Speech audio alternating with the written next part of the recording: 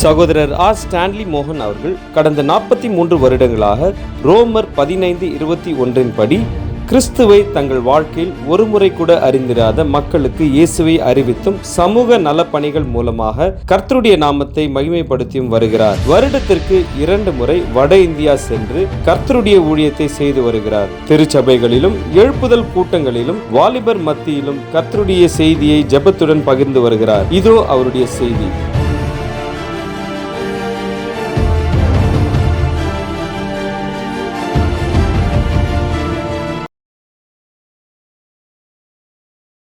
கிறிஸ்துவுக்குள் எனக்கு மிகவும் பிரியமான தேவனுடைய பிள்ளைகளே, இன்று உங்களை சந்தித்து உங்களோடு கூட கர்த்தருடைய வார்த்தையை பகிர்ந்து கொள்வதில் நான் மிகுந்த மகிழ்ச்சி அடைகிறேன். கடந்த நாட்களில் பகிர்ந்து கொள்ளப்பட்ட தேவனுடைய செய்தியை நீங்கள் கேட்டு பயனடைந்து வருவீர்கள் என்று நான் நம்புகிறேன். இந்த நாளின் செய்தியும் நாம் ஒவ்வொருவருக்கும் அநேகருக்கும் பிரயோஜனமாய் இருக்கும் என்று இயேசு கிறிஸ்துவுக்குள் நான் விசுவாசிக்கின்றேன். மத்தேயு எழுதின சுவிசேஷம் 1 அதிகாரம் 19 முதல் 25 வரை இந்த பகுதியை நாம் பார்க்கும் பொழுது இங்கே இயேசு கிறிஸ்துனுடைய பிறப்பை குறித்து எழுதப்பட்டிருப்பதை நாம் பார்க்கின்றோம். இயேசு கிறிஸ்துனுடைய ஜனனத்தை குறித்து இங்கே கூறப்பட்டிருப்பதை நாம் பார்க்கிறோம். முதலாவதாக யோசேப்பு, இயேசு கிறிஸ்துவின் தகப்பன் யோசேப்பை குறித்து சொல்லப்பட்டிருக்கிறது. அதற்கு முன்பு நாம் அனைவருக்கும் தெரிந்த ஒரு விஷயம், இயேசு கிறிஸ்து இந்த உலகத்தில் பிறந்தது பரிசுத்த ஆவியினால் கன்னி மரியாளிடத்தில் உற்பவித்து பிறந்தார். மனிதர்களாகிய நம்முடைய பிறப்புக்கும் இயேசு கிறிஸ்துவின் பிறப்புக்கும் உள்ள ஒரு பெரிய வித்தியாசம் இதுதான். இதை முதலாவது நாம் நன்றாக தெரிந்திருக்க வேண்டியது மிக அவசியமான ஒரு காரியம். நாம் பிறப்பது போன்ற ஒரு தாய் தகப்பனின் பிறப்பு இயேசு கிறிஸ்துவுக்கு கிடையாது. தாய் மரியாள் பிதாவின் பரிசுத்த ஆவியின் அந்த கிருபையினால் பரிசுத்த ஆவியானவரால் கடாட்சிக்கப்பட்டு மரியாளிடத்திலே உற்பவித்து பிறக்கிறார். யோசேப்பு மரியாளுக்கு புருஷனாக கணவனாக நியமிக்கப்பட்டிருக்கிறார். அவர்கள் கூடி வந்து தங்களுடைய குடும்ப வாழ்க்கையை துவங்கும் முன்பதாக இந்த சம்பவம் மரியாளுக்கு நடக்கின்றது. ஆக யோசேப்பு இந்த உலகத்தில் இயேசு கிறிஸ்துவின் பிறப்புக்கு பின்புதான் தன்னுடைய உண்மையான கணவன் மனைவி என்கின்ற குடும்ப வாழ்க்கையை ஆரம்பிக்கின்றார். இந்த யோசேப்பை இந்த உலகத்துக்கு வேத புஸ்தகம் எப்படி அறிமுகப்படுத்துகிறது என்று சொன்னால், யோசேப்பு நீதிமானாய் இருந்து என்று சொல்லப்பட்டிருக்கிறது. மத்தேயு 1 அதிகாரம் 19 யோசேப்பு நீதிமானாய் இருந்து என்று சொல்லப்பட்டிருக்கிறது. யோசேப்பு ஒரு நீதிமான். நீதிமான் என்றால் நாம் சில காரியங்களை, நீதிமானுக்குரிய சில காரியங்களை நாம் தெரிந்து கொள்ள வேண்டியது மிகவும் அவசியம். யார் நீதிமான்? நீதிமான் எப்படிப்பட்டவராக காணப்படுவார் என்பதை நாம் அறிந்திருக்க வேண்டியது மிக அவசியமான ஒரு காரியம். ஏசாயா 53 அதிகாரம் 11 பார்க்கும் பொழுது அந்த வசனத்தின் மத்திய பாகத்திலே, என் தாசனாகிய நீதிபரர் தம்மை பற்றும் அறிவினால் அநேகரை நீதிமான்கள் ஆக்குவார் என்று சொல்லப்பட்டிருக்கிறது. இந்த உலகத்தில் தேவனை அறிகிற அறிவு, கர்த்தரை அறிகிற அறிவு, நம்முடைய பிதாவாகிய தேவனை அறிகிற அறிவு, இந்த வேதத்தை வாசித்து வாசித்து நமக்கு கிடைக்கக்கூடிய அறிவு என்பது நம்மை அவருக்கு உரிய, நம்மை படைத்த தேவனுக்கு உரிய நீதியின் பாதையிலே நம்மை நடத்தி செல்லும். அப்படி அந்த நீதியின் பாதையிலே நடக்கிறவர்கள்தான் நீதிமான்கள் என்று அழைக்கப்படுவார்கள். பிதாவாகிய தேவனை, குமாரனாகிய இயேசு கிறிஸ்துவை ஒருவர் விசுவாசித்து கர்த்தருடைய வார்த்தைக்கு கீழ்ப்படிந்து இந்த உலகத்தின் அனைத்து பாடுகளையும், எந்தவிதமான கஷ்டங்களையும், துன்பங்களையும், தொல்லைகளையும் அவருக்காக சகித்து ஜெயித்து அவருடைய துணையோடு ஒவ்வொரு நாளும் அவருக்கு கீழ்ப்படிந்து நடந்து செல்லும் பொழுது அவர்கள் நீதிமான்கள் என்று அழைக்கப்படுவதற்கு தகுதி உள்ளவர்கள். ஆக யோசேப்பு தேவனை அறிந்த அறிவு உடைய, தேவனுக்காக இந்த உலகத்தில் பாடுகளையும் கஷ்டங்களையும் அனுபவிப்பதற்கு தன்னை ஒப்புக்கொடுத்த, தேவனுக்காக கர்த்தருக்காக அந்த உலகத்தில் எந்த சூழ்நிலையிலும் வாழ தவறாத ஒருவர் அந்த யோசேப்பு. அந்த யோசேப்பு நீதிமானாய் இருந்தார். இந்த நீதிமான் மரியாளுக்கு கணவனாக நியமிக்கப்பட்டவர். இந்த நீதிமான் மரியாளுக்காக நியமிக்கப்பட்ட உலக பிரகாரமான ஒரு கணவர். இவர்கள் கூடி வரும் முன்னே, அவர்கள் குடும்ப வாழ்க்கையை கணவன் மனைவியாக துவங்குவதற்கு முன்னே மரியாள் கர்ப்பம் தரித்திருக்கிறாள் என்கின்ற செய்தி, என்கின்ற விவரம் யோசேப்புக்கு தெரிய வருகிறது. அந்த யோசேப்புக்கு தெரிய வரும் பொழுது யோசேப்பு என்ன செய்கிறார் என்று சொன்னால், இந்த மரியாள் எப்படி கற்பந்தரித்தாள் என்கிற விஷயத்தில் அவருக்கு ஒரு தெளிவு இல்லாத நிலை இருந்ததினால் இரகசியமாக அந்த மரியாளை, தனக்கு மனைவியாக நியமிக்கப்பட்ட மரியாளை விட்டு விலகிவிட அவர் தீர்மானிக்கின்றார். இரகசியமாய் தள்ளிவிட அவர் தீர்மானிக்கிறார். அவரோ நீதிமான். இதை கேள்விப்பட்டு, இதை அறிந்து கொண்ட ஆண்டவர் என்ன செய்கிறார்? சொப்பனத்தின் வாயிலாக அந்த யோசேப்பிடத்திலே பேசுகிறார். சொப்பனத்தின் வாயிலாக 20வது வசனத்தின் கடைசி பாகத்திலே, உன் மனைவியாகிய மரியாளை சேர்த்து கொள்ள ஐயப்படாதே, உன் மனைவியாகிய மரியாளை சேர்த்து கொள்ள ஐயப்படாதே என்று அவருடைய சொப்பனத்திலே, நீதிமானாகிய யோசேப்புவின் சொப்பனத்திலே தேவன் பேசுகிறார். நீதிமானை குறித்து வேதத்திலே வாசிக்கும் பொழுது, நீதிமொழிகள் 3ஆம் அதிகாரம் 33ஆம் வசனத்தின் 2ஆம் பாகத்திலே, நீதிமான்களுடைய வாசஸ்தலத்தையோ கர்த்தர் ஆசீர்வதிக்கிறார் என்று சொல்லியிருக்கிறது. நீதிமான்களுடைய வாசஸ்தலத்தையோ என்று சொல்லப்பட்டிருக்கிறது.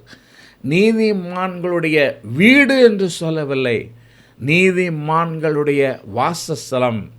எங்கே தேவனை குறித்த அறிவில் நிரம்பின ஒரு மனிதன் வாழ்கிறானோ, தேவனுக்காக இந்த உலகத்தின் எல்லா பாடுகளையும் நிந்தைகளையும் கஷ்டங்களையும் அவமானங்களையும் சகித்து ஜெயித்து அவருக்கு கீழ்ப்படிந்து அவருடைய வார்த்தையின்படி எவன் ஒருவன் நடக்கிறானோ, அப்படி நடக்கிற நீதிமான் இருக்கிற இடத்திலே தேவன் வந்து அவனோடு கூட வாசம் செய்கிறவராயிருக்கிறார்.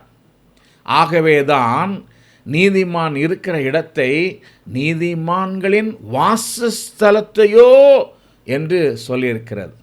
அப்படிப்பட்ட நீதிமான் வாசமாயிருந்த அவன் இருப்பிடத்திலே தேவன் சொப்பனத்தின் மூலமாக பேசுகிறார். என்ன பேசுகிறார்? மரியாளை நீ சேர்த்து கொள்ள ஐயப்படாதே. ஏனென்று சொன்னால், அவளிடத்தில் உற்பத்தி ஆயிருக்கிறது பரிசுத்த ஆவியினால் உண்டானது. மரியாள் கர்ப்பம் தரித்திருக்கிறாள். அது உனக்கு நியமிக்கப்பட்ட மனைவி நீ கூடி வாழும் முன்பு நடந்த ஒரு நல்ல நிகழ்வு. இந்த நிகழ்வு பரிசுத்த ஆவியினால் உண்டானது. அவர் என்னுடைய ஒரே பேரான குமாரனாகிய இயேசு கிறிஸ்து. நீ உலகத்தால் அவருக்கு நியமிக்கப்பட்ட ஒரு தகப்பன், அவருடைய உண்மையான தகப்பன் பரிசுத்த ஆவியானவர், பிதாவானவர் இயேசு கிறிஸ்துவின் உண்மையான தகப்பன் என்று அவருக்கு வெளிப்படுத்தப்பட்ட பொழுது, நீதிமானுடைய வாசஸ்தலத்திலே வந்து அவரோடு வாசமாயிருந்து சொப்பனத்தின் மூலமாக வெளிப்படுத்தப்பட்ட பொழுது யோசேப்பு அதை ஏற்றுக்கொண்டார். கடைசி வரையிலும் அந்த மத்தேயு எழுதின சுவிசேஷம் 1ஆம் அதிகாரம் 19 முதல் 25 வரை உள்ள வசனங்களை வாசித்து பார்க்கும் பொழுது யோசேப்பு சொப்பனத்தில் அறிவிக்கப்பட்ட காரியங்களை ஏற்றுக்கொண்டு எத்தனை அருமையாக அதற்கு கீழ்ப்படிந்து செயல்பட்டார் என்பதை நாம் பார்க்க முடியும். அன்பானவர்களே, இன்றைக்கு தன்னுடைய மனைவியை விவாகம் செய்த பின்பு விவாகரத்து செய்வது என்பது ஒரு பெரிய நாகரிகமான ஒரு காரியமாக போய்விட்டது. அது ஒரு அநாகரிகமான செயல்.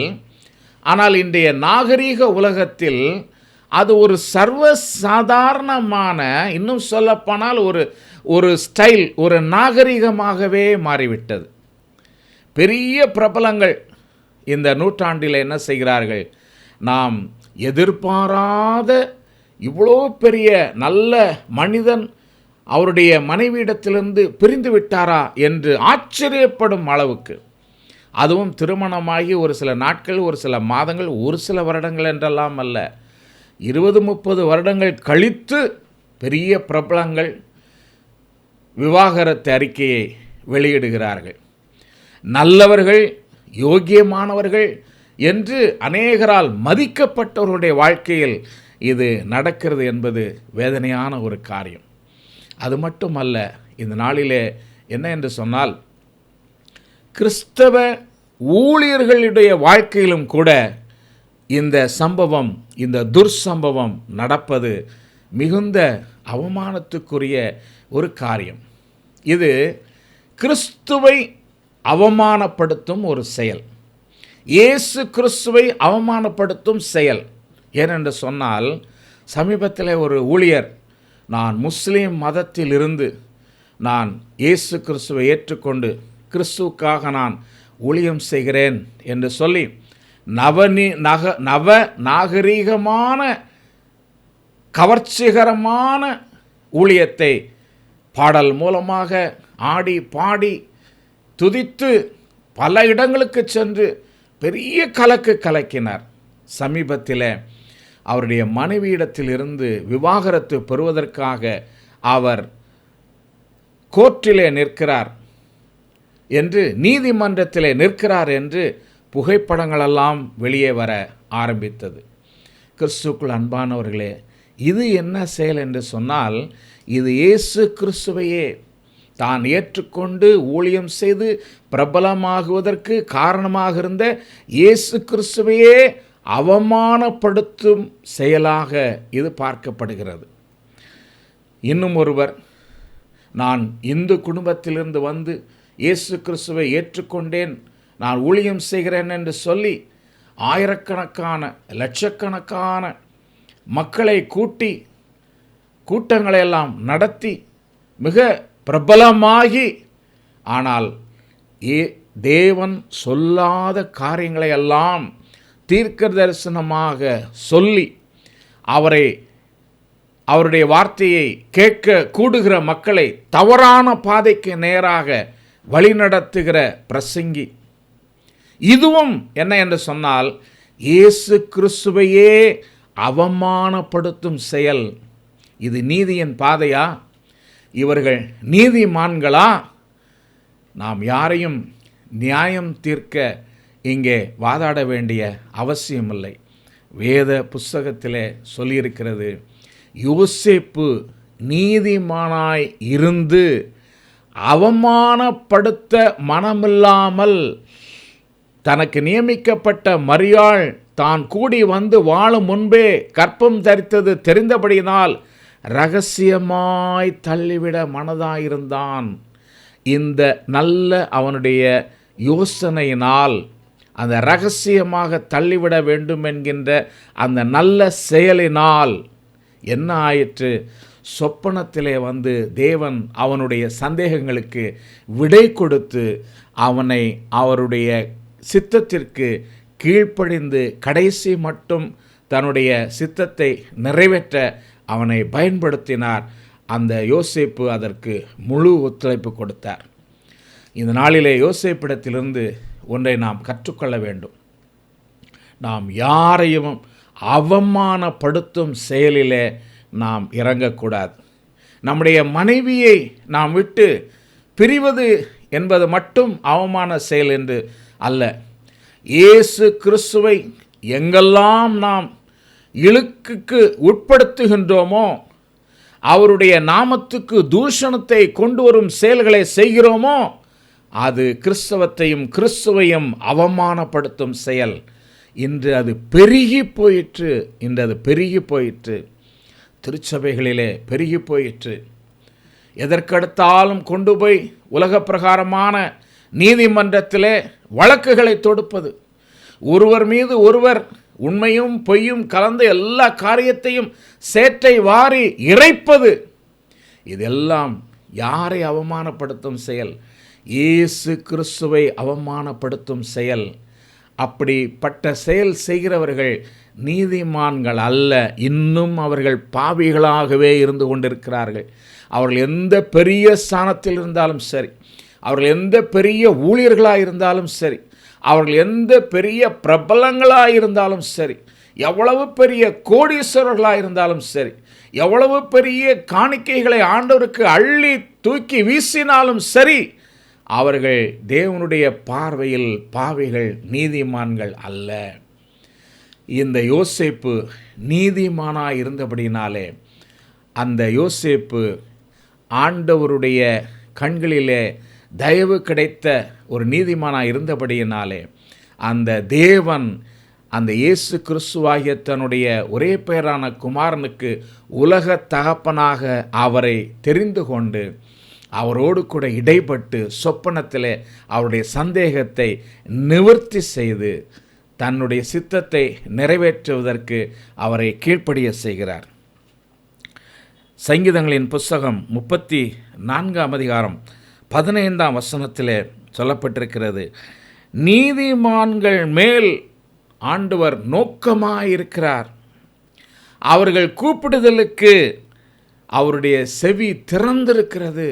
நீதிமான்களை நோக்கி கொண்டிருக்கிறார். நீதிமான்கள் மீது அவருடைய பார்வை எப்பொழுதும் இருந்து கொண்டே இருக்கிறது. அவர்கள் கூப்பிடும் பொழுது உடனே அவர் கேட்கிறவராயிருக்கிறார். 17ஆம் வசனத்திலே நீதிமான்கள் கூப்பிடும்போது கேட்டு என்று சொல்லப்பட்டிருக்கிறது. இங்கே நீதிமானாகிய யோசேப்பு மீது நோக்கமாயிருந்த தேவன் அவர் கூப்பிடக்கூட இல்லை, அவர் சிந்தித்தார், இரகசியமாய் தள்ளிவிட யோசித்தார். ஆக நீதிமான் யோசித்தாலே போதும், ஆண்டவராகிய தேவன் அவர்களுடைய வாழ்க்கையிலே வந்து என்ன விதமாக செயல்பட்டு அவர்களை சீர் செய்ய வேண்டுமோ, அவர்களுடைய குழப்பங்களை நீக்க வேண்டுமோ நீக்குவார். கிறிஸ்துக்கள் அன்பானவர்களே, இன்றைக்கு அநேக விவாகரத்துகள், கணவன் மனைவி விவாகரத்து பெருகிக்கொண்டே போகிறது. இந்த 2024ஆம் ஆண்டு நாம் கிறிஸ்து பிறப்பின் பண்டிகையை கொண்டாடும் சில நாட்களுக்கு முன்பதாக நாம் இருந்து கொண்டிருக்கிறோம். இன்னும் சிறிது நாட்களிலே இயேசு கிறிஸ்துவின் பிறப்பை நாம் கொண்டாடப் போகிறோம். கிறிஸ்துமஸ் நமக்கு தரக்கூடிய அநேக நற்காரியங்களிலே, அநேக நல்ல செய்திகளிலே மிக முக்கியமான செய்தி, இந்த உலகத்தில் இருக்கிற ஒவ்வொரு ஆணும், ஒவ்வொரு கணவனும், ஒவ்வொரு ஆண்மகனும் நீதிமானாய் இருக்க வேண்டும். நீதிமானாய் இருக்க வேண்டும். தேவனை அறிகிற அறிவிலே கவனம் செலுத்த வேண்டும். தேவனை அறிந்த அறிவு உடையவனாக இருக்க வேண்டும். யாரையும் அவமானப்படுத்தும் செயலில் எந்த நிலையில் இருந்தாலும் ஈடுபடக்கூடாது. அப்படி இருக்கும் பொழுது ஆண்டவர் அவர்களோடு கூட வாசம் செய்வார், அவர்களோடு கூட நெருங்கி இருப்பார், அவர்களை நோக்கி பார்ப்பார், அவர்களுடைய கூப்பிடுதலுக்கு செவி கொடுப்பார். ஏன்? அவர்கள் யோசித்தாலே போதும், அவர்கள் நினைத்தாலே போதும், உடனடியாக அவர்களை நெருங்கி வந்து என்ன விதமாக அவர்களுடைய பிரச்சனைகளை சரி செய்ய வேண்டுமோ அப்படி அவர் அந்த பிரச்சனைகளை சரி செய்யும் காரியத்தில் இறங்குவார் என்பது இந்த பிறப்பின் நாளிலே, இந்த கிறிஸ்மஸ் நாளிலே கர்த்தர் கொடுக்கின்ற ஒரு பெரிய நற்செய்தி. ஆக யாரையும் அவமானப்படுத்தும் செயலிலே, கிறிஸ்துவை குறிப்பாக அவமானப்படுத்தும் செயலிலே, சாதாரண ஒரு கிறிஸ்தவனாக இருந்தாலும் சரி, ஒரு திருச்சபையின் தலைவர்களாக இருந்தாலும் சரி, ஊழியர்களாக இருந்தாலும் சரி, யாரும் அப்படிப்பட்ட மோசமான அந்த குணாதிசயத்திலிருந்து விலக வேண்டும் என்பது இந்த 2024 கிறிஸ்து பிறப்பின் நாளிலே தேவன் கொடுக்கக்கூடிய ஒரு எச்சரிக்கையின் நற்செய்தி என்பதை இந்த நாளிலே ஆண்டவராய் இயேசு கிறிஸ்துவின் நாமத்தினாலே நான் சொல்லிக்கொள்ள ஆசைப்படுகிறேன். இரண்டாவதாக நாம் பார்க்கும் பொழுது மரியாளை ஆண்டவர் தெரிந்து கொள்கிறார். மரியாள், பரிசுத்தமான கன்னிகையாகிய மரியாளை ஆண்டவர் தெரிந்து கொள்கிறார். லூக்கா எழுதின சுவிசேஷம் 1ஆம் அதிகாரம் 26 முதல் 48 வரை உள்ள வசனங்களை வாசிக்கும் பொழுது இந்த மரியாளை குறித்த காரியங்களை எல்லாம் நாம் பார்க்க முடியும். இந்த மரியாள் கர்ப்பம் தரித்து இயேசு கிறிஸ்துவை பெற்றெடுக்கிற அதே தருவாயில் இன்னும் ஒரு இணையான ஒரு அற்புதம் நடக்கிறது. அது யாருக்கு என்று சொன்னால், ஆசாரியனாகிய சகரியாவுக்கும் அவருடைய மனைவியாகிய எலிசபெத்துக்கும் வயது சென்று மூத்த வயதுடையவர்களாய், கிளம் வயதுடையவர்களாய் ஆகியும் அவர்களுக்கு குழந்தை பாக்கியம் இல்லாமல் இருக்கிறது. அந்த நேரத்தில் சகரியாவிடத்தில் வந்து தேவதூதன் பேசுகிறார், எலிசபெத்திடத்தில் பேசுகிறார், மரியாளிடத்திலும் கப்ரியேல் என்கிற தூதன் வந்து பேசுகிறார். ஆக இந்த 2 பேருக்கும், சகரியா எலிசபெத்துக்கும் யோசேப்பு மரியாளுக்கும் 2 ஆண் பிள்ளைகள் பிறக்கிறார்கள்.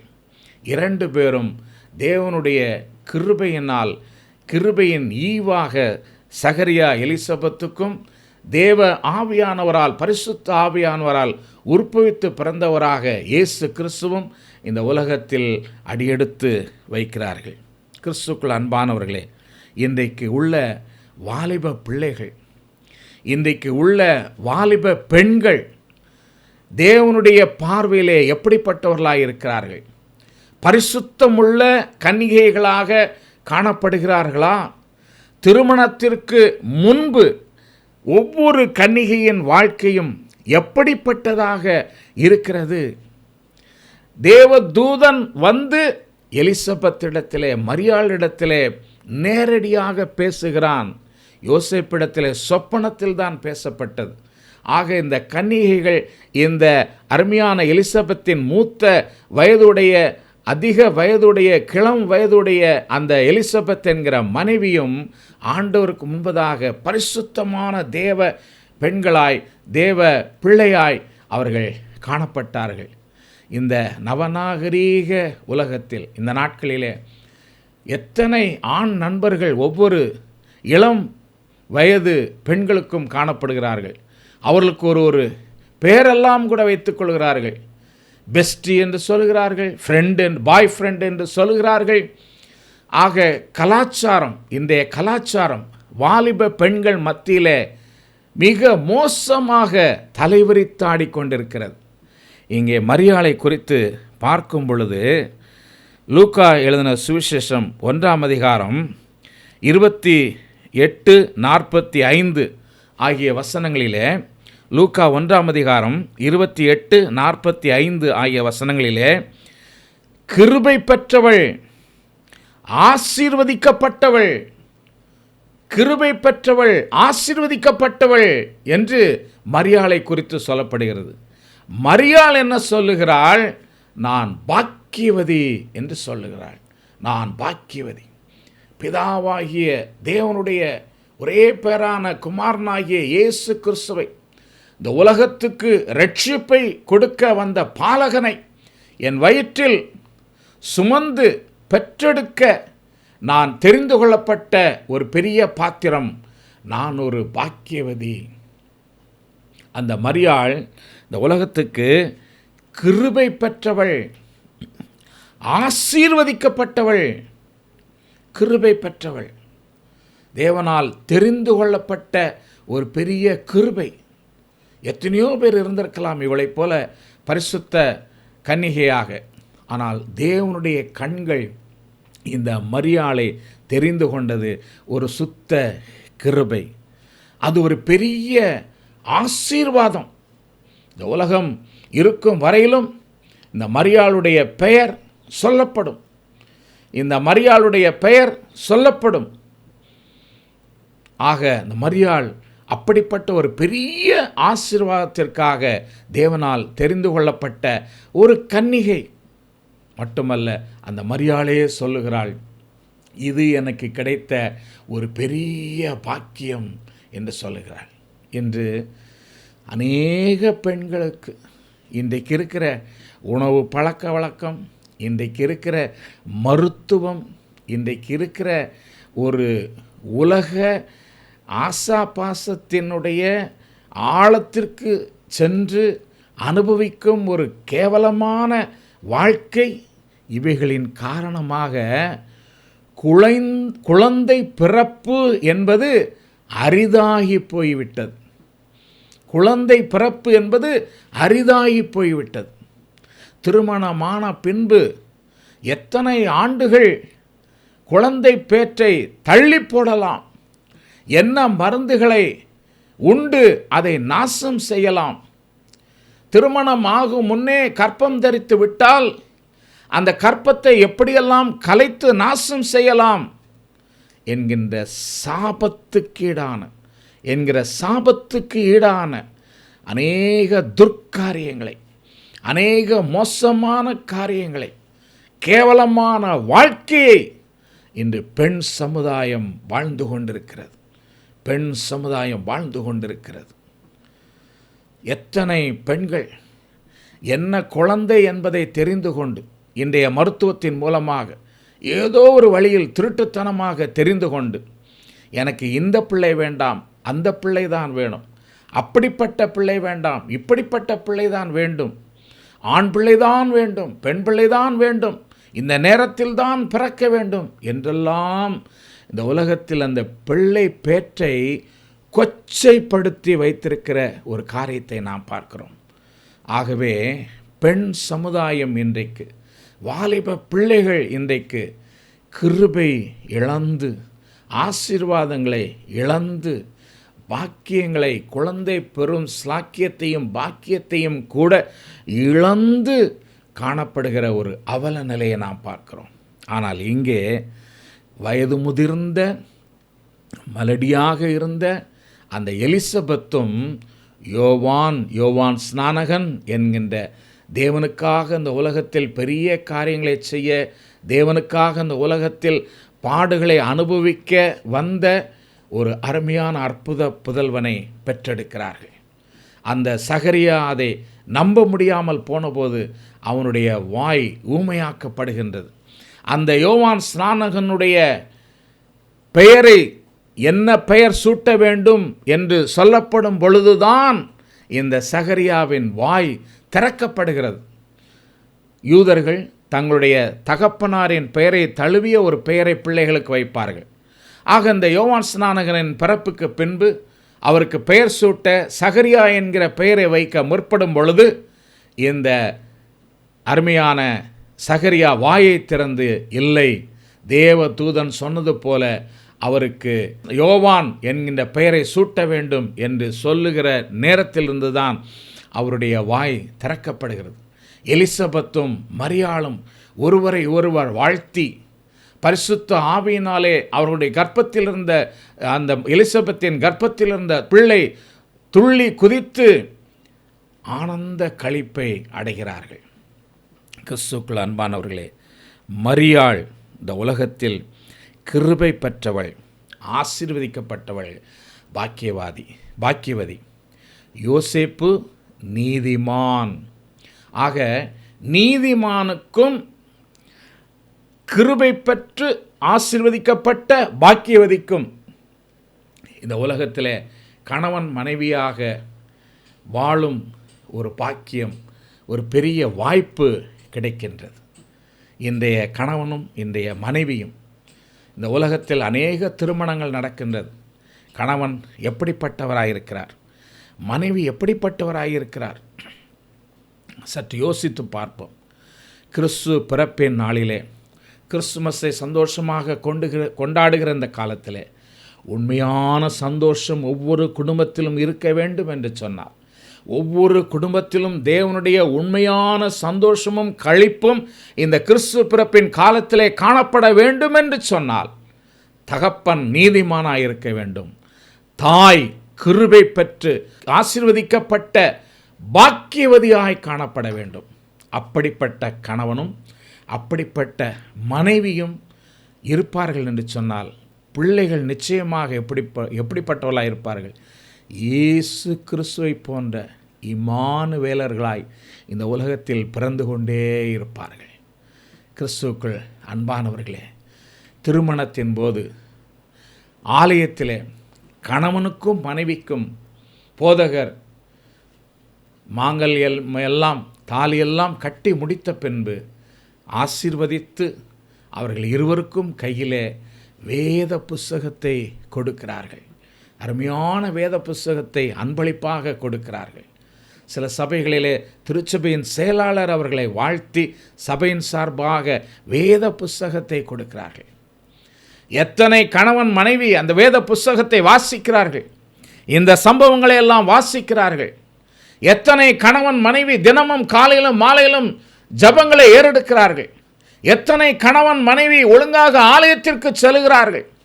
எத்தனை கணவன் மனைவி நீதிமானாக, பாக்கியவதிகளாக, கிருபை பெற்றவளாக, ஆசீர்வதிக்கப்பட்டவளாக இருக்கிறாள். அநேக குடும்பங்களில் நாசகரமான வேலைகள் நடப்பது யாரால்?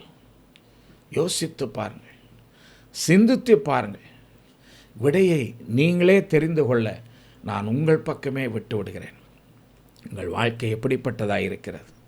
இந்த கிறிஸ்து பிறப்பின் நாளிலே நீங்கள் புத்தாடைகளை வாங்க அதிக கவனம் செலுத்துகிற இந்த நாட்களிலே பலகாரங்களையும் நல்ல உணவுகளையும் சாப்பிட விரும்புகிற இந்த நாட்களிலே கிறிஸ்மஸ் காலங்களில் பெரிய பெரிய இடங்களுக்கு இடம்பெயர்ந்து சென்று சந்தோஷமாய் அதை கொண்டாட வேண்டும் என்று முயற்சி செய்கிற திட்டம் போடுகிற இந்த நாட்களிலே கணவன் மனைவியாக, தாய் தகப்பனாக இருக்கிற நீங்கள் கிறிஸ்துக்கு முன், தேவனுக்கு முன் எப்படிப்பட்டவர்களாக வாழ்ந்து கொண்டிருக்கிறீர்கள் என்பதை சற்று யோசித்து பாருங்கள். உங்கள் வாழ்க்கை யோக்கியமாக இருக்குமேயானால், உங்கள் வாழ்க்கை செம்மையானதாக இருக்குமேயானால், நீங்கள் தேவாலயத்திலே கொடுத்த வார்த்தைகளுக்கு கீழ்ப்படிந்து ஒன்றிணைந்து நீங்கள் வாழ்ந்து கொண்டிருப்பீர்களே ஆனால் உங்கள் குடும்பம், உங்கள் குடும்பத்தின் பிள்ளைகள், உங்கள் சந்ததி நிச்சயமாக அநேகருக்கு பிரயோஜனமான ஆசீர்வாதமான சந்ததியாக இருக்கும் என்பதிலே சந்தேகமில்லை. அதுதான் உண்மையான கிறிஸ்து பிறப்பின் சந்தோஷம். லூக்கா எழுதின சுவிசேஷம் 4ஆம் அதிகாரம் 16 முதல் 22 வசனங்களையும், மத்தேயு எழுதின சுவிசேஷம் 1ஆம் அதிகாரம் 21ஆம் வசனத்தையும், லூக்கா எழுதின சுவிசேஷம் 2ஆம் அதிகாரம் 40, 46, 47 வசனங்களையும் வாசித்து பார்க்கும் பொழுது இயேசு கிறிஸ்துவின் மகத்துவத்தை குறித்து நாம் பார்க்கிறோம். முதலாவதாக மத்தேயு எழுதின சுவிசேஷம் 1ஆம் அதிகாரம் 21ஆம் வசனத்தை வாசிக்கும் பொழுது, அவள் மரியாள் ஒரு குமாரனை பெறுவாள், அவருக்கு இயேசு என்று பெயரிடுவாயாக. ஏனெனில் அவர் தமது ஜனங்களின் பாவங்களை நீக்கி அவர்களை இரட்சிப்பார். அவர் தமது ஜனங்களின் பாவங்களை நீக்கி அவர்களை இரட்சிப்பார். இயேசு கிறிஸ்து இந்த உலகத்துக்கு இரட்சகராக வரப்போகிறார் என்று அவருடைய பிறப்புக்கு முன்பதாகவே அவர் மரியாளிடத்திலே உற்பவித்த அந்த நேரத்தில், கற்பந்தரிக்கப்பட்ட அந்த நேரத்தில், பரிசுத்த ஆவியினால் கடாட்சிக்கப்பட்ட அந்த நேரத்தில் கொடுக்கப்படுகிற சாட்சி, கொடுக்கப்படுகிற ஒரு பெரிய உத்தரவாதம் என்ன என்று சொன்னால், ஜனங்களின் பாவங்களை நீக்கி அவர்களை இரட்சிப்பார். அவருக்கு என்ன பெயரிட வேண்டும் என்றும் அங்கே சொல்லப்பட்டு விட்டது. 25ஆம் வசனத்தை வாசிக்கும் பொழுது, அவள் தன் முதற்பேரான குமாரனை பெருமளவும் அவளை அறியாதிருந்து அவருக்கு இயேசு என்று பெயரிட்டான் என்று யோசேப்பை குறித்து சொல்லப்பட்டிருக்கிறது. தன் மனைவி இயேசு கிறிஸ்துவை பெற்றெடுக்கும் வரையிலும் அவளை மனைவியாக அவன் அனுபவிக்காமல் இருந்து அந்த இயேசு கிறிஸ்துவை பெற்றெடுத்த உடனே அவருக்கு இயேசு என்று பெயரிடுகிறார்கள். லூக்கா எழுதின சுவிசேஷம் 4ஆம் அதிகாரம் 16 முதல் 22 வசனங்களை வாசிக்கும் பொழுது, லூக்கா எழுதின சுவிசேஷம் 2ஆம் அதிகாரம் 40, 46, 47 வசனங்களை வாசிக்கும் பொழுது, பிள்ளை வளர்ந்து, இயேசு கிறிஸ்து வளர்ந்து, ஆவியிலே பலன் கொண்டு, ஞானத்தினால் நிறைந்து, தேவனுடைய கிருபையும் அவர் மேல் இருந்தது. இயேசு கிறிஸ்து வளர்ந்து, ஆவியிலே பலன் கொண்டு, ஞானத்தினால் நிறைந்து, தேவனுடைய கிருபையும் அவர் மேல் இருந்தது. 46, 47 வசனங்களிலே, போதகர் நடுவில் உட்கார்ந்திருக்கவும், அவர்களை வினாவவும், அவர்கள் பேசுகிறதை கேட்கவும் கண்டார்கள். 47ஆம் வசனத்திலே, அவருடைய மறுத்திரங்களை, அவர் சொன்ன பதில்களை பார்த்து பிரமித்தார்கள் என்று இயேசு கிறிஸ்துவை பற்றி சொல்லியிருக்கிறது. அந்த கடைசி வசனத்திலே, லூக்கா 2ஆம் அதிகாரம் 52ஆம் வசனத்திலே, 2ஆம் அதிகாரம் 52ஆம் வசனத்திலே, இயேசுவானவர் ஞானத்திலும் வளர்ச்சியிலும் தேவ கிருபையிலும் மனுஷர் தயவிலும் அதிகமாய் விருத்தி அடைந்தார் என்று சொல்லப்பட்டிருக்கிறது. இயேசு கிறிஸ்துவை குறித்து சொல்லப்பட்டிருக்கிற காரியங்கள், இந்த உலகத்தின் பாவங்களை நீக்கி உலகத்தின் மக்களை ரட்சிக்கிறவர் என்று நாம் பார்க்கிறோம். அவர் ஆவியிலே பலன் கொண்டவர், ஞானத்தினால் நிறைந்தவர், தேவனுடைய கிருபையை பெற்றவர். அவர் வாலிப அவருடைய நாட்களிலே அவர் போதகர் நடுவில் உட்கார்ந்திருந்தார். அவருடைய பேச்சு, அவருடைய மாறுத்திரங்கள், அவர் வினா எழுப்புகிற காரியங்கள் எல்லாவற்றையும் கேட்டு அங்கிருந்தவர்கள் பிரமித்தார்கள் என்று சொல்லப்பட்டிருக்கிறது. இன்று நம்முடைய பிள்ளைகள் எப்படிப்பட்டவர்களாய் இருக்கிறார்கள்? நீதிமானுக்கும் ஆசீர்வதிக்கப்பட்ட கிருபை பெற்ற பாக்கியவதிக்கும் பிறந்த இயேசு கிறிஸ்து இப்பொழுது சொல்லப்பட்ட அருமையான தகுதிகளை உடையவராயிருந்தார். இன்றைக்கு பிள்ளைகள் சிறு வயது முதலே அவர்கள் கரங்களில் வேத புஸ்தகத்தை கொடுப்பதை தவிர்த்து செல்போன்களை கொடுத்து விடுவதை நாம் பார்க்கிறோம். எதற்கெடுத்தாலும் ஒரு டேபு, ஒரு செல்ஃபோன் அல்லது டிவி போட்டு அந்த பிள்ளைகளை அப்படியே கவனத்தை திருப்பி விடுவதை நாம் பார்க்கிறோம். சமீபத்தில் ஒரு ஆலயத்திலே ஓய்நாட் பாடசாலை பிள்ளைகளுக்கான வசன ஒப்புவிப்பு போட்டி நடந்தபோது அந்த பிள்ளைகளை அழைத்து வசனத்தை எவ்வளவு தூரம் அவர்கள் மனப்பாடமாக சொல்லுகிறார்களோ அதற்கேற்றபடி அவர்களுக்கு மதிப்பெண்கள் கொடுக்க வேண்டும், நாங்கள் பரிசுகளை வழங்குவோம் என்று என்னையும் என்னுடைய மனைவியையும் அழைத்திருந்தார்கள். நானும் என்னுடைய மனைவியும் சென்றிருந்தோம். அநேக பிள்ளைகள் அவர்களுடைய வயதின் அடிப்படையில் வந்தார்கள். சிறுவர்கள் முதல் பெரிய பிள்ளைகள் வரையிலும் வந்தார்கள். வந்து வசனங்களை சொன்னார்கள். ஒரு சிலர், வெகு சிலர் மிக தெளிவாக, நன்றாக, அருமையாக சொன்னார்கள். பலர் ஒழுங்காக, செம்மையாக வசனங்களை சொல்லவில்லை. நான் அவர்களுக்கு ஒவ்வொருவரும் அவர்களுடைய வசனங்களை ஒப்புவித்த பின்பு அவர்களிடத்தில் சொன்னேன், தயவு செய்து இந்த போட்டிக்காக மட்டும் நீங்கள் வசனத்தை படிக்கிறவர்களாக, வேதத்தை வாசிக்கிறவர்களாக இருக்கக்கூடாது. தினமும் காலையில் எழுந்து உங்களுடைய பாட புஸ்தகங்களை திறந்து நீங்கள் படிக்கும் முன்பு வேதத்தில் ஒரு சில வசனங்களையாவது நீங்கள் வாசியுங்கள். மாலையிலும் அதே போல் நீங்கள் செய்யுங்கள். ஒரு நாளைக்கு ஒரு வசனத்தையாவது நீங்கள் மனப்பாடம் செய்யுங்கள். வேகமாக வேதத்தை வாசித்து ஓட வேண்டும் என்று நினைக்காதீர்கள்.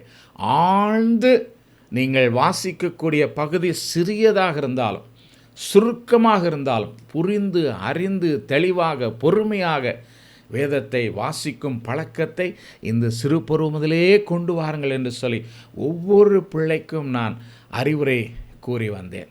கிறிஸ்துக்குள் அன்பானவர்களே, நம்முடைய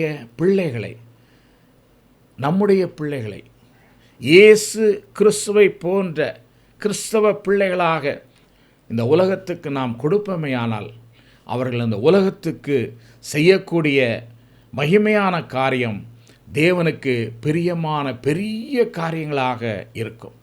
அநேக மிஷனரிகள் மருத்துவர்களாக, அநேக மிஷனரிகள் ஆசிரியர்களாக, அநேக மிஷனரிகள் பேராசிரியர்களாக நம்முடைய இந்திய தேசத்துக்கு கடந்து வந்தார்கள். அவர்களுடைய பெற்றோர் அவர்களை வழிநடத்தின விதம் இந்த இந்திய தேசத்தை மட்டுமல்ல, உலகத்தின் பல்வேறு பாகங்களிலே சென்று இயேசு கிறிஸ்துவின் நாமத்தை மகிமைப்படுத்தி அநேகருடைய வாழ்க்கையின் உன்னதமான ஆசீர்வாதங்களுக்கு காரணமாக அவருடைய சேவைகள் இருந்தன. இன்றைக்கு நம்முடைய பிள்ளைகள் என்ன செய்கிறார்கள்? நம்முடைய பிள்ளைகள் யாராய் இருக்கிறார்கள்? நம்முடைய பிள்ளைகளை குறித்த சாட்சி என்னவாய் இருக்கிறது? உங்கள் பிள்ளைகள் யாராய் இருக்கிறார்கள்? எப்படிப்பட்ட நிலையில் வளர்க்கப்படுகிறார்கள்? இன்றைக்கு 10, 14 வயது, 15 வயது ஆனாலே அவர்களுக்கு ஒரு 2 வீலர் வேண்டும், அவர்களுக்கு பைக் வேண்டும், 17 வயதிலேயே ஒரு கார் வேண்டும். அவர்களுக்கு லைசன்ஸ் இருக்கிறதா, ஓட்டுநர் உரிமம் இருக்கிறதா இல்லையா தெரியாது. அதை பற்றி கவலை கிடையாது. பிள்ளைகள் எங்கே என்ன செய்கிறார்கள் என்கிற கண்காணிப்பு பெற்றோரிடத்தில் கிடையாது.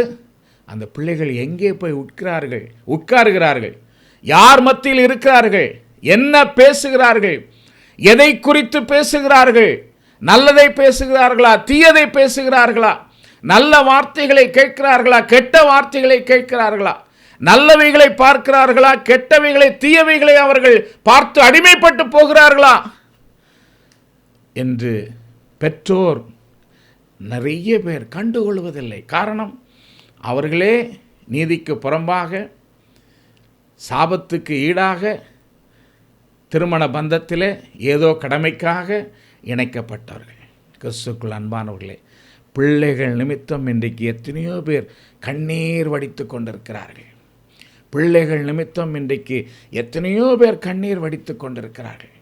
எத்தனையோ பேர் கவலையோடு காணப்படுகிறார்கள். எத்தனையோ பிள்ளைகள் சிறு வயதிலேயே போதை வஸ்துக்களுக்கு அடிமையாகிறார்கள். பெற்றோர் சரியாக கவனிக்காமல் இந்த நாட்களிலே ஒற்றைக்கு ஒரு பிள்ளையாக வளர்த்து அவனுக்கு ஏதாவது சுகவீனம் என்றால் அதை கூட ஒழுங்காக பராமரித்து கவனிக்காமல் ஒற்றைக்கு ஒரு பிள்ளையை 10 வயது 12 வயதிலே பறிகொடுக்கிறார்கள். இயேசு கிறிஸ்து இந்த உலகத்திலே எப்படிப்பட்டவராக வந்தார்? இயேசு கிறிஸ்து இந்த உலகத்திலே எப்படிப்பட்டவராக ஒரு சாட்சியோடு வாழ்ந்தார்? சற்று அதை யோசித்து பார்க்க வேண்டும். கிறிஸ்துக்குள் அன்பானவர்களே, லூக்கா 4ஆம் அதிகாரம் 16 முதல் 22 வசனங்களை வாசித்து பார்க்கும் பொழுதும், லூக்கா 4ஆம் அதிகாரம் 16 முதல் 22 வசனங்களை வாசித்து பார்க்கும் பொழுதும் 22ஆம் வசனத்திலே அவருடைய வாயிலிருந்து புறப்பட்ட கிருபையுள்ள வார்த்தைகளை குறித்து ஆச்சரியப்பட்டு என்று சொல்லப்பட்டிருக்கிறது. ஓய்வு நாளிலே ஆண்டவர் ஏசாயா தீர்க்கதரிசியின் புஸ்தக சுருளை எடுத்து வாசித்து தேவனுடைய வார்த்தைகளை பகிர்ந்து கொள்கிறார். கர்த்தருடைய வார்த்தையை பகிர்ந்து கொள்கிறார். வேத புஸ்தகத்தை அவர் அநேகருக்கு முன்பதாக வாசிக்கிறார். உங்கள் பிள்ளைகளை ஊக்கப்படுத்துங்கள். ஓய்வு நாட் பாடசாலைக்கு ஒழுங்காக செல்ல ஊக்கப்படுத்துங்கள். பக்தி முயற்சி சங்கத்துக்கு ஒழுங்காக போக நீங்கள் அவர்களுக்கு தூண்டுதலாக இருங்கள். ஏற்ற நேரத்திலே அவர்களுக்கு தேவனுடைய சாக்கிரமந்துகளை பெற்றுக்கொண்டு அவருடைய விசுவாசத்திலே அவர்கள் உறுதிப்பட அந்த கன்ஃபர்மேஷன் வகுப்புகளுக்கு அவர்களை ஒழுங்காக நீங்கள் அனுப்புங்கள். வேத பாடம், வேத பகுதிகளை 1ஆம் பாடம், 2ஆம் பாடம், 3ஆம் பாடம் என்று ஆலயத்திலே வாசிப்பார்களே, அப்பொழுது அதை வாசிக்க உங்கள் பிள்ளைகளுக்கு வாய்ப்பை பெற்றுக் கொடுங்கள். உங்கள் பிள்ளைகள் இயேசு கிறிஸ்துவை போல இந்த உலகத்திலே ஞானத்திலும் வளர்ச்சியிலும் தேவ கிருபையிலும் மனுஷர் தயவிலும் விருத்தி அடைந்து ஆசீர்வாதமாய் காணப்படுவார்கள். நீதிமான் கிருபையும் ஆசீர்வாதமும் பெற்ற பாக்கியவதி அவர்களுக்கு பிறந்தது இயேசு கிறிஸ்து. நம்மோடு கூட எப்பொழுதும் இருக்கும் அந்த மகா பெரிய கிருபையை பெற்ற இம்மானுவேல். இந்த அருமையான குடும்பம் இன்றைக்கு கிறிஸ்மஸ் நாளிலே நமக்கு இந்த ஒரு நல்ல செய்தியை கற்றுக் கொடுத்திருக்கிறது. அன்பானவர்களே, 1984ஆம் ஆண்டு முதல் 86ஆம் வருஷம் வரையிலும் வட இந்தியாவிலே நான் மிஷனரியாக மத்திய பிரதேச உத்தரப்பிரதேச மாநிலத்தின் எல்கை ஓர பகுதியிலே தத்தியா மாவட்டத்தின் பசாய் கிராமத்திலே ஊழியம் செய்து கொண்டிருந்தேன். அந்த நேரம் 1984ஆம் ஆண்டு என்று நினைக்கிறேன், 85ஆம் ஆண்டு என்று நினைக்கிறேன். எங்களோடு கூட இணைந்து பணியாற்ற சென்னையில் இருந்து ஈரோட்டை சார்ந்த சகோதரர் பி மோசஸ் என்கிற ஒரு வாலிபர் வந்து சேர்ந்தார். அந்த சகோதரர் பி மோசஸ் எங்களோடு ஊழியம் செய்ய வரும்பொழுது கையில் ஒரு அருமையான கிட்டாரை எடுத்து கொண்டு வருவார். நாங்கள் தெரு பிரசங்கங்களை அந்த வட இந்திய கிராமங்களிலே நிகழ்த்தும் பொழுது அவர் அழகாக அந்த கிட்டார் போட்டு நாங்கள் பாடுவதற்கு அதிக உற்சாகத்தை கொடுப்பார். அதிக நேரம் ஜெபம் செய்வார். ஒரு நல்ல ஊழிய தாகமுள்ள ஒரு வாலிப தம்பி. அவர் எங்களோடு தன்னுடைய சாட்சியை பகிர்ந்து கொண்டார். அவருடைய தகப்பன் 2ஆம் உலக போரின் போது கைதியாக ஜப்பான் நாட்டிலே சிக்கிக் கொண்டார். அவருடைய அம்மாவுக்கு தன்னுடைய கணவர் இறந்து விட்டார் என்றே நினைத்து விட்டார்கள். ஏனென்றால் சில ஆண்டுகள் தன்னுடைய கணவன் எங்கே இருக்கிறார், என்ன செய்கிறார், இருக்கிறாரா இல்லையா என்று தெரியாதவர்களுக்கு. சில வருடங்கள் கழிந்தன. அந்த கைதியாக இருந்த தகப்பன் விடுவிக்கப்பட்டார். தன் மனைவியினிடத்திலே வந்து சேர்ந்தார். அவர் முதலாவது ஒரு சகோதரியை அவர் பெற்றிருந்தார். ஒரு மகள் இருந்தது. 2ஆவதாக அவர்கள் இணைந்து இந்த மோசஸ் என்கிற இந்த தம்பி பிறந்திருக்கிறார். அந்த அம்மா மிகுந்த பக்தி உள்ள ஒரு தாய். அந்த தகப்பனும் பக்தி உள்ள கடவுளுடைய பிள்ளை. சொல்லப்போனால் ஒரு நீதிமான், ஒரு பாக்கியவதி. அவர்கள் 2 பேரும் பெற்றெடுத்த குழந்தைக்கு மோசஸ் என்கிற பெயரை கொடுத்தார்கள். வாலிப நாளிலே நல்ல ஆங்கில அறிவு உண்டு, நல்ல கிட்டார் போடுகிற தாளந்து உண்டு. அந்த வட இந்திய தேசத்திற்கு அந்த வாலிப நாளிலே மிஷனரியாக கடந்து வந்தார். ஒரு நல்ல தகப்பன், ஒரு நல்ல தாய், ஒரு நல்ல மகன். கிறிஸ்துவுக்குள் அன்பானவர்களே, இந்த அருமையான உலகத்தில் உள்ள ஒவ்வொரு ஆண்மகனும் நீதிமானாய் காணப்பட வேண்டும்.